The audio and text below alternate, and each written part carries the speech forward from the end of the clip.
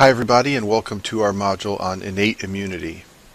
The easiest way to understand the immune system at a basic level is to think of it as a series of barriers to infection.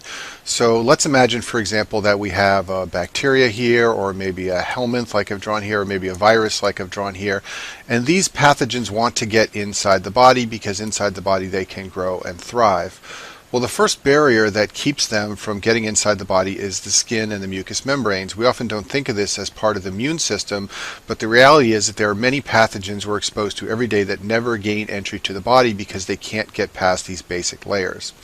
But once a pathogen gets past the skin or the mucous membranes, it encounters what most of us think of as the immune system. And the first thing it encounters when it gets past the skin and mucous membranes is the innate immune system. This is a system made up of cells like macrophages and neutrophils and proteins like complement, and they attack and try to kill these pathogens as soon as they get in the body. As we will learn, however, in this module and other modules, the innate immune system is not so good at dealing with overwhelming infections or dealing with viruses. So once a pathogen gets beyond the ability of the innate immune system to control the infection, it then will encounter the third barrier, and that is the adaptive immune system. The adaptive immune system is made up of B cells and T cells. These cells create an immune response that is highly specific to an invader. They devise systems to kill one specific invader. It takes time for them to mount their response, but once they do so, this is the most powerful portion of the immune system. Another feature of the adaptive immune system that's unique is that it has memory. So if you get infected by the same pathogen 2 times, the second infection will elicit a quicker and more powerful response from the adaptive immune system. So on this slide, I've summarized some of the key differences between the innate and the adaptive immune systems. The innate immune system is a fast-acting system. It is standing by, ready to attack any pathogen immediately if it gets beyond the skin and the mucous membranes. In contrast, the adaptive system is slow. It takes a few days to mount its response, but as I said before, once it does, it's a much more powerful response than what you get from the innate immune system. The innate immune system is a non-specific reaction. The same cells respond in the same way to many different invaders. The adaptive immune system is a highly specific response. As we will see in other modules, B and T cells proliferate in response to unique antigens on unique cells to try and repel and kill that invader. And then finally, the innate immune system has no memory, so a second infection elicits the same response as the first infection. The adaptive immune system has that important feature called memory, where the second infection elicits a faster and more robust response than the first. Before we can talk about the innate immune system, we have to define a number of terms that are very important for discussing immunology. And the first term is that of antigen presentation. So I want you to imagine that we have some tissue in the body here, and it has been infected by a bacterial cell. I'll draw a little circle around a B here for the bacterial cell. You should know that the innate immune system can react directly to antigens present on the bacterial cell. So for example, as we will see, macrophages can eat these bacteria. It's a process called phagocytosis, and they can do that directly just by sensing the presence of the bacteria. On the other hand, cells of the adaptive immune system, the most important of which are the T cells, cannot react directly to this bacteria. The bacteria can be right next to the T cell, and the T cell won't do anything at all. The only way the T cell can react to this bacteria is if the bacteria is first consumed by a cell called an antigen presenting cell, or an APC. That antigen presenting cell will then gobble up the bacteria and present little pieces of the bacterial peptides on its surface, and then the T cell can see the bacterial pathogen and react to it. So T cells in the adaptive immune system require antigen presentation in order to activate. And the reason this system evolved is because the T cell response is incredibly powerful. And if T cells could react to anything out in nature, they would probably react too much and we would die from autoimmune diseases. By requiring antigens to be presented to T cells by antigen presenting cells, it fine-tunes the system so that the adaptive immune system only responds to important invaders. So I've summarized these points for you on this slide here. The innate system can be activated by free antigen, like that bacterial cell floating out in the tissue. Pathogenic molecules can be detected freely in the blood and tissue. On the other hand, the adaptive immune system, especially the T cells, require antigen presentation. Pathogens must be engulfed by cells and broken down. Pieces of the proteins have to be transported to the surface, and the antigen has to be presented to the T cells for activation. Another important concept for discussing immunology is the concept of cytokines. These are cell signaling proteins that are often released by immune cells, and they travel locally to stimulate an inflammatory response. And there are a number of subsets of cytokines, and you have to be familiar with these terms. So chemotaxis is the process of attracting immune system cells. So cytokines that attract immune system cells are called chemokines. Interleukins are another subset of cytokines. They were given this name because these proteins travel between leukocytes, and they're named with numbers like IL-1 and IL-2. Some cytokines are called tumor necrosis factors, and these were named because they can cause tumor cell death, but they also are used by white blood cells to trigger immune responses. And then other cytokines are called transforming growth factors and also interferons. The interferons got their name because they interfere with viral replication. And then the final concept we need to define before discussing the innate immune system is that of the CD structures, or the cluster of differentiation structures on cells. So CD structures are cellular surface molecules, and they have names like CD3 and CD4 and CD8, and they are found on many immune cells, especially T cells and B cells. And we use them to identify cell types. So for example, when we say we have a CD8 T cell, we're talking about a specific subtype of T cell, and it's defined by the presence of this CD8 molecule on its surface. Also, some of the CD molecules are used as receptors and cell binding sites, and we'll talk about those in the remainder of this module. So let's start our discussion of the innate immune system by listing the key players in this system. And the first set of key players are the phagocytes. These are cells that essentially eat pathogens that get inside the body. The first group are the macrophages. This is the hallmark cell of innate immunity, as we shall see. And then the second group are the neutrophils, which are cells that are essentially on call, and they can be called in to assist the macrophages when an infection is taking place. The next key element of innate immunity is the complement system. This is a series of proteins that can be activated inside the body to kill pathogens. And then finally, there are natural killer cells, eosinophils, and mast cells, and basophils. And in the remainder of this module, we're going to talk about all of these elements of innate immunity.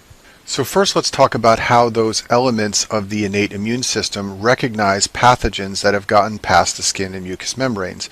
And you should know that all those elements of the innate immune system can recognize molecules that are foreign. And it does this by looking for structures on pathogens called pathogen-associated molecular patterns. These are patterns of molecules that are present on many microbes, but not usually present on human cells. And the way the innate immune system recognizes these structures is by the use of pattern recognition receptors. And one of the most important classes of pattern recognition receptors are the toll-like receptors, or TLRs. These are found on cells like macrophages and dendritic cells and mast cells, and we'll talk about this in a minute. And once these cells recognize the pattern-associated molecular patterns, or the PAMPs, they then secrete cytokines, which trigger an inflammatory response. So what are some of the important pattern-associated molecular patterns that the innate immune system responds to? One of the most important ones is endotoxin, or lipopolysaccharides, which are found in gram-negative bacteria. Lipopolysaccharides can bind to lipopolysaccharide binding protein, which is found in plasma, and then that complex can bind CD14 on macrophages. And I've written this in bold because it's high yield to remember that CD14 binds lipopolysaccharide. Once CD14 is bound, it will trigger a toll-like receptor called TLR4, and this will lead to a sequence of events which leads to production of cytokines by macrophages, including IL-1, IL-6, IL-8, and tumor necrosis factor. We'll talk about all these cytokines in a few slides. The innate immune system can also recognize peptidoglycan in the cell wall of bacteria. If bacteria get inside a macrophage, for example, there are receptors called NOD receptors that are intracellular. NOD stands for nucleotide binding oligomerization domain, and that's a mouthful. But once peptidoglycan binds these NOD receptors, this leads to cytokine production.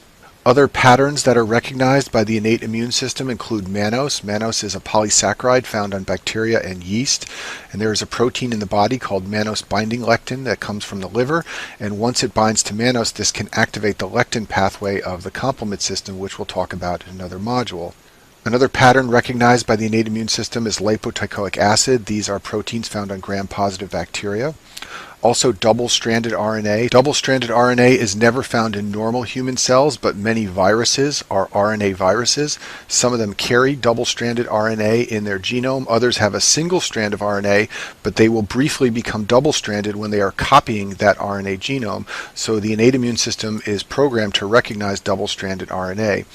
Another pattern that the innate immune system recognizes is unmethylated DNA. So most of the DNA in human cells is methylated when the innate immune system sees lots of unmethylated DNA that is more commonly found in bacterial cells, and it will react to that. So now let's begin our discussion of the individual elements of the innate immune system, and we'll begin by talking about monocytes and macrophages. So macrophages are the guardians of innate immunity. You can just think of them as soldiers standing guard behind the skin and mucous membranes, ready to consume any pathogens that get inside the body. Monocytes are produced in the bone marrow and they circulate in the blood for about 3 days. You have billions of monocytes in your bloodstream all the time. When the monocytes enter tissues, they become macrophages, and they go by different names depending on which tissue they live in. When they live in the liver, they're called Kupffer cells.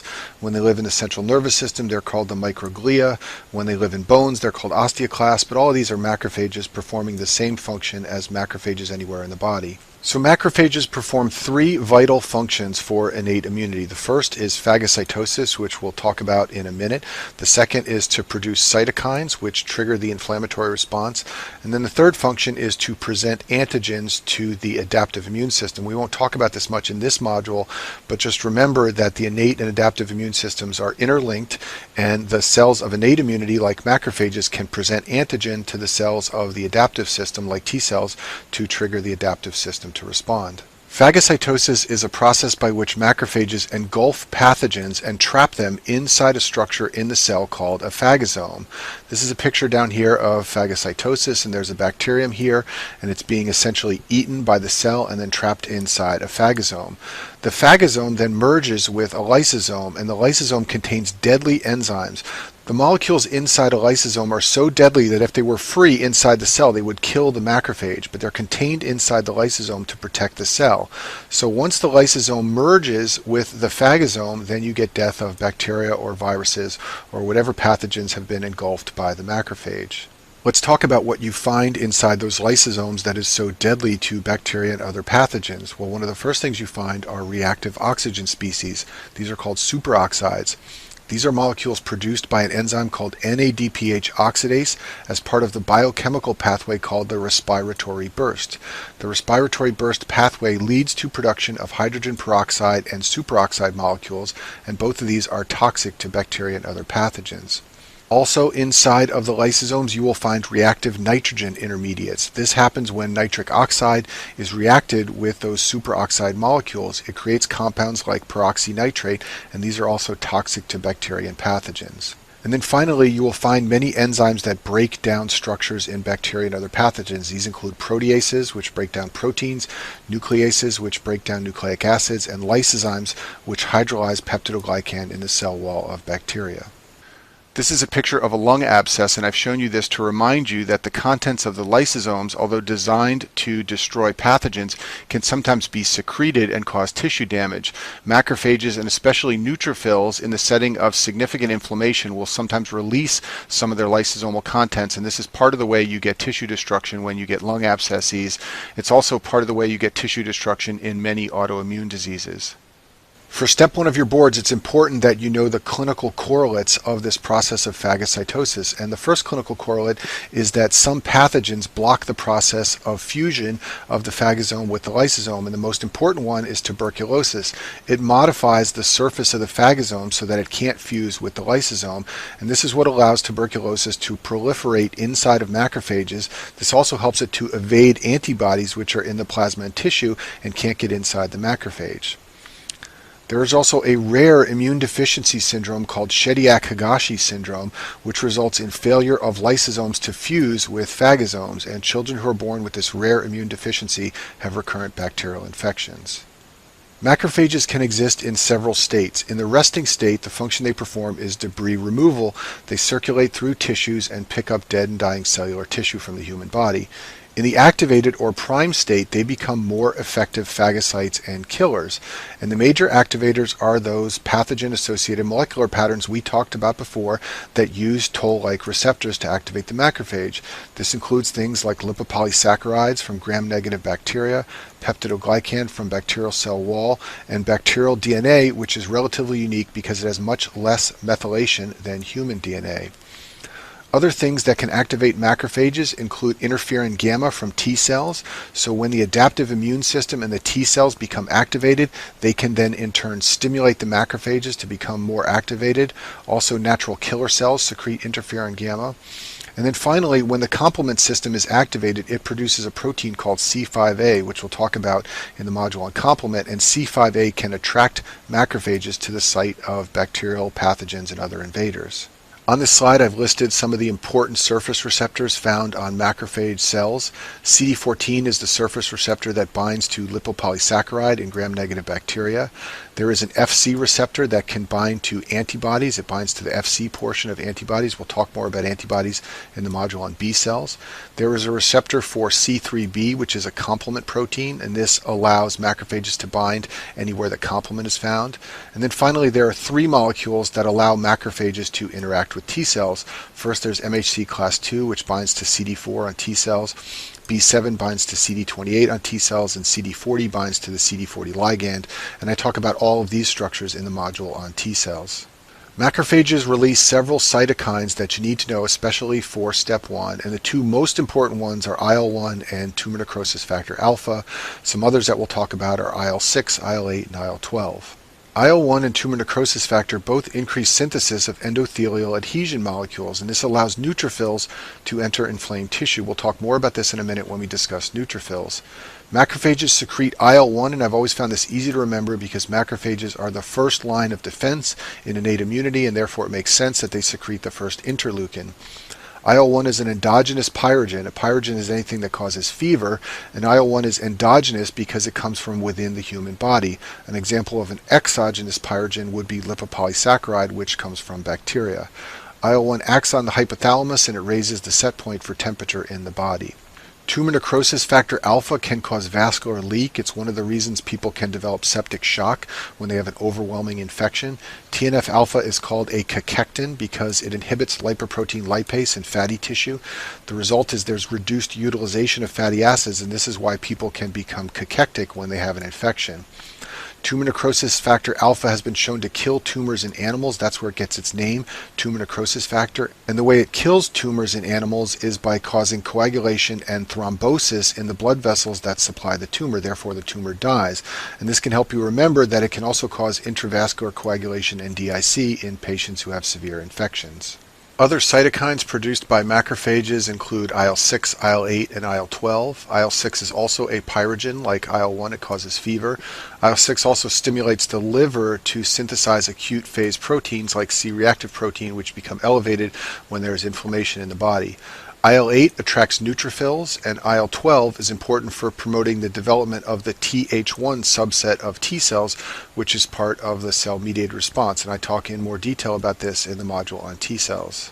The next element of the innate immune system is the neutrophil, and the easiest way to think about neutrophils is that they are the backup cells to macrophages. When macrophages encounter pathogens, they can call in neutrophils from the bloodstream for help. Neutrophils are derived from the bone marrow, and they stain pink if you stain them with right stain. This is a picture of some neutrophils down here in the bottom right-hand corner of the screen. By comparison, eosinophils, which we'll talk about in a little bit, stain red, and basophils stain blue. Neutrophils circulate in the bloodstream about 5 days and they die unless they're activated. They are drawn from the bloodstream to sites of inflammation by macrophages and cytokines. We'll talk about that process in a minute. Once they enter tissues, their job is to do phagocytosis. The granules that stain pink with right stain are lysosomes, and they contain bactericidal enzymes and all those things we talked about before that can kill bacteria. And as I said before, just think of these cells as providing backup support for macrophages when there's an infection taking place. The process by which neutrophils exit the bloodstream to enter sites of inflammation is very high yield to know for your boards, and it's been worked out in detail over the last several decades. So neutrophils that are circulating in the blood first start to slow down when they get near sites of inflammation, and this process is called rolling. They slow down and roll along the blood vessel. The reason they begin to roll is because ligands called selectin ligands on neutrophils bind to the endothelium. And these ligands contain a carbohydrate called sialyl Lewis X. This is a very important and famous carbohydrate structure. It's the way the neutrophils bind to the endothelium. It's also the way that sperm cells bind to eggs for fertilization. These ligands on the neutrophils bind to molecules called E-selectin or P-selectin on endothelial cells, and this makes them slow down and start to roll when they are traveling through the bloodstream. The next thing that happens is they begin to crawl. This is a process called tight binding, and this occurs because neutrophils express a molecule called integrin on their surface, and integrin binds to intercellular adhesion molecules or ICAM molecules on the surface of endothelial cells. After they're crawling, they begin the process of transmigration across the endothelium and into tissues. This occurs because neutrophils bind molecules called PCAM1, which are found between endothelial cells. And then they migrate to the site of inflammation drawn by chemokines like C5a from the complement system or IL-8 from macrophages. So here are some pictures to illustrate this process and to help you remember it. So neutrophils are always circulating with selectin ligand on their surface, but normally there's nothing for it to bind to, so they continue to circulate through the bloodstream. However, when infection and inflammation occur, macrophages release IL-1 and tumor necrosis factor, and this stimulates the expression of selectin on the surface of endothelial cells like I've drawn here. As a result, the neutrophils will bind to the selectin and they will begin to roll along the endothelium. For crawling to occur, the neutrophil needs to express integrin like I've shown here, and the triggers for integrin expression are other components of infection and inflammation like lipopolysaccharide or C5a, the things that stimulate neutrophils. They put integrin on their surface and then they can bind to ICAM. ICAM is always present in endothelial cells, but normally it has no partner to bind with on the neutrophils, but in settings of infection and inflammation, these types of things stimulate the expression of integrin, and then the neutrophil can bind to ICAM, and that's how it begins to crawl.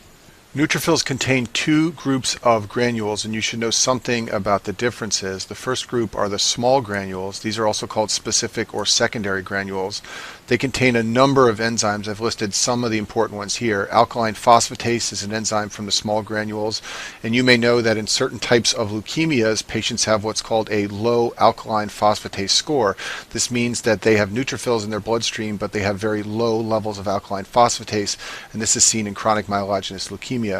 The small granules also contain collagenase, which breaks down collagen, lysozymes, which break down the peptidoglycan cell wall, and they also contain lactoferrin.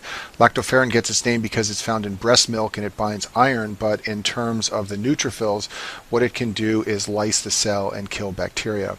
These small granules fuse with phagosomes and they kill pathogens. They also can be released into the extracellular space.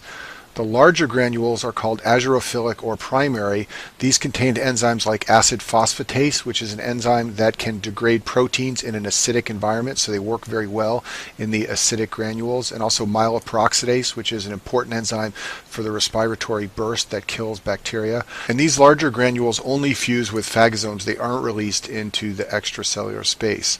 And finally, you should be familiar with the neutrophil concept of band forms. This is a picture of some band forms. These are neutrophils with a band-like nucleus, and these are immature neutrophils, and they're seen in the plasma during bacterial infections when the bone marrow is being driven to produce more neutrophils. And clinically, people often describe this as a left shift. The reason they call it a left shift is historical. There used to be a keypad for counting cells when you looked at a blood smear, and it had a key for red cells and white cells and platelets. And over here on the left side of the keypad was the key for the band forms. So when you saw lots of bands, you would click this left side of the keypad a lot, and so therefore it was called a left shift. And people still use this term to indicate that there are band forms present in the bloodstream, and this means that there's evidence of infection and inflammation. It's important to remember that neutrophils do not present antigen. They perform phagocytosis only, and this is in contrast to macrophages, which are both antigen-presenting cells and also phagocytes. There are a couple of well-described chemotaxins. A chemotaxin is an attractor of another cell. There are a couple well-described chemotaxins for neutrophils. Those include IL-8, which comes from macrophages, and also C5a, which comes from the complement system. And then finally, opsonins are substances that bind to a foreign invader and increase the likelihood that it will be taken up by phagocytosis. And a major opsonin for neutrophils is IgG. Neutrophils have receptors for the Fc portion of the IgG antibody, and this is the only antibody that significantly binds to neutrophils to enhance phagocytosis. We have an entire module on the complement system, but for our purposes here, I just want to mention that complement is a very important component of the innate immune system. Complement proteins are produced by the liver, and the most abundant and important complement protein is C3. It's central to all the pathways of complement activation. And there is frequent spontaneous conversion of C3 to C3b via hydrolysis. This is called the alternative pathway of activating the complement system. Now, if C3b doesn't find something to bind to, it's rapidly destroyed. However, it can bind to amino and hydroxyl groups, which are commonly found on the surface of pathogens. This is an amino group here and a hydroxyl group here. So if C3b finds one of these, it can bind and become stabilized. Once C3b becomes stabilized, it leads to formation of the MAC, which stands for the membrane attack complex, and the process of this is drawn down here on the bottom of the screen, and the MAC ultimately forms pores in bacteria, leading to cell death. And we'll talk about this in more detail in the module on complement, but just remember that this is an important part of the innate immune system. The next element of the innate immune system are the natural killer cells. These are cells that have two very important roles in innate immunity. First, they kill human cells that are infected by viruses, and secondly, they produce interferon gamma, which activates macrophages to get them into that primed or activated state. In the module on T cells, I'll talk at length about MHC class 1, but for our purposes here, just know that it's a surface molecule found on most human cells, and it presents antigens to CD8 T cells to activate the adaptive immune system against intracellular pathogens, especially viruses. Unfortunately, some viruses have evolved mechanisms to block MHC from getting to the surface of cells. So one function of natural killer cells is to destroy any human cell that does not have MHC class 1. If MHC class 1 is missing, the natural killer cell thinks it must be infected with a virus and it destroys that cell. And this is a very important way we protect ourselves against some viruses that can block class 1 expression. There are two important surface molecules on the surface of natural killer cells. The first one is called CD16. This binds to the Fc portion of IgG antibodies. We'll talk more about IgG antibodies in the module on B cells, but for now just know that it has an Fc portion to the antibody, and this can bind CD16 and natural killer cells and lead to enhanced activity of the NK cells. It is through CD16 binding of the Fc portion of IgG that natural killer cells perform antibody-dependent cell-mediated cytotoxicity, and I'll talk about this in a minute. The other surface molecule that's important to know about is CD56. This is also called NCAM, which stands for neural cell adhesion molecule. It's a commonly used marker to identify natural killer cells. When they find that cells express CD56, they know that they are natural killer cells. It's also found in brain and neuromuscular junction, and it aids to binding of other cells, but its function is not as important as knowing that it's a marker for natural killer cells. Let's talk about the process of antibody-dependent cellular toxicity. This is a process by which the adaptive and innate immune systems work together to kill a pathogen. In this process, antibodies, which are produced by B cells of the adaptive immune system, coat a pathogen or cell. And this is illustrated in this picture down here. IgG antibodies are coating this cell right here. The pathogen is then destroyed by immune cells in a non-phagocytotic process. And the classic example of the cells which kill the pathogen are natural killer cells or eosinophils. So importantly, these are elements of the innate immune system working together with antibodies, which are elements of the adaptive immune system. In this picture here, the CD16 molecules of the NK cells bind to the Fc portion of the IgG antibodies, and then the natural killer cell degranulates, and this causes death of the cell. The two classic examples of antibody-dependent cellular cytotoxicity are natural killer cells and eosinophils. In the case of natural killer cells, like I showed you before, IgG binds to pathogen-infected cells. The CD16 molecules on the natural killer cells bind to the Fc portion of IgG, and then the natural killer cell kills the pathogen. In eosinophils, the important antibody is IgE. It binds to pathogens, especially large parasites, and then eosinophils bind the Fc portion of the IgE antibody. Then they release toxic enzymes onto the parasite. Some more important features of natural killer cells. They are lymphocytes, so they are the same lineage as T cells and B cells. However, natural killer cells are members of the innate immune system, whereas T and B cells are members of adaptive immunity. They do not mature in the thymus like T cells, they have no memory like T and B cells, and they do not require antigen presentation by MHC as T cells do. So they are often identified as very unusual members of the lymphocyte group because they're very different from the T and B cells. The last elements of innate immunity are the eosinophils, the mast cells, and basophils, and I find it helpful to think of these three groups together. They all contain granules with destructive enzymes. They can all be activated or triggered by IgE antibodies from B cells. They're all important for defense against parasites, especially helminths. These pathogens are way too big to be phagocytosed by macrophages, so these cells probably evolved in order to protect us from these large invaders. What they do is release toxic substances onto the parasite to kill it without having to engulf it in phagocytosis. And unfortunately, their main medical relevance is in allergic disease. Although they're intended to kill parasites, we don't often encounter many parasites these days, but many people have allergic reactions, and these are triggered by these cells. Let's talk about the eosinophils first. Eosinophils have granules that appear red when you stain them with right stain. This is a picture of an eosinophil on the bottom right side of the screen. The reason they stain red is because one of the components of their granules is a substance called major basic protein. It has a positive charge, and it picks up the negatively charged eosin dye, which is a component of the right stain. What eosinophils are designed to do is discharge their contents onto parasites. Remember, they're designed to fight parasites like helminths that are too big to be phagocytosed. So their granules contain cytotoxic enzymes that they're supposed to dump onto the parasites. And these include substances like major basic protein, eosinophilic cationic protein, eosinophilic peroxidase, and eosinophilic derived neurotoxin. And you can read a lot about these. We know a lot about many of them because eosinophils are important in allergic disease, so we've studied these greatly to try and understand how to prevent allergies. Eosinophils are activated by the IgE antibody, and I talked about this a few slides ago when I described the process of antibody-dependent cellular cytotoxicity. Eosinophils are stimulated by IL-5, which can be released by T cells. The Th2 subset of T cells releases IL-5, and I talk about this in more detail in the module on T cells. And you should know that high eosinophil counts are seen in patients who have a helminth infection. Normally, eosinophils are less than 5% of your white cells, or less than 500 eosinophils per microliter. The percentage of white cells goes up when patients are infected by a worm or a helminth. You will also see elevated levels of eosinophils in many allergic diseases.